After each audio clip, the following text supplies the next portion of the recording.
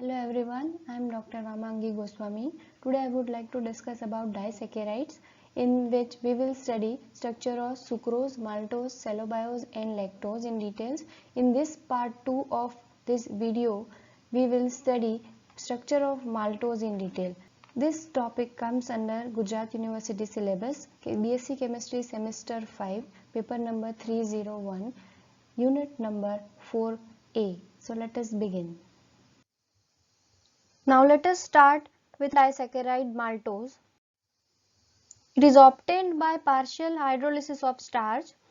It can be produced by microbes in fermentation of starch to ethanol. On hydrolysis in presence of enzyme amylase or diastase that is found in malt, that is sprouted barley, on hydrolysis of 1 mole of maltose gives 2 moles of D-glucose. Right? So from combustion analysis and molecular weight determination, molecular formula of maltose is derived as C12H22O11.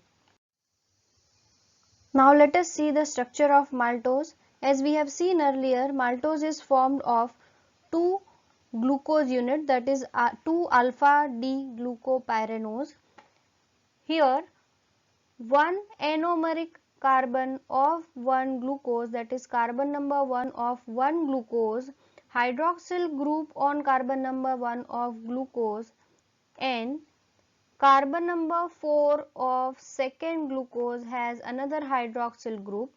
From it H plus and OH minus will be released as water molecule and forms a glycosidic linkage between those two molecules of glucose that forms a structure of maltose. This glycosidic bond is in between carbon number 1 of glucose and carbon number 4 of another glucose.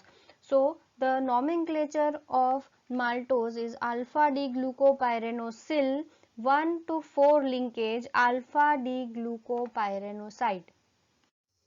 Now let us see some properties of maltose.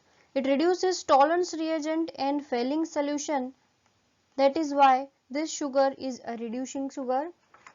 It also forms ozazone while reacting with phenylhydrazine.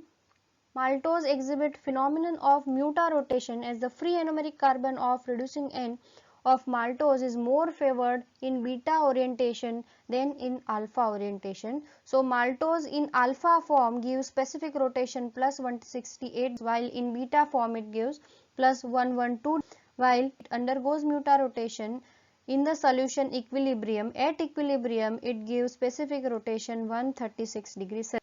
Now let us see the structural determination of maltose. Maltose can be easily oxidized in presence of bromine water to give a monocarboxylic acid, maltobionic acid, which has an open ring structure and has one COOH group.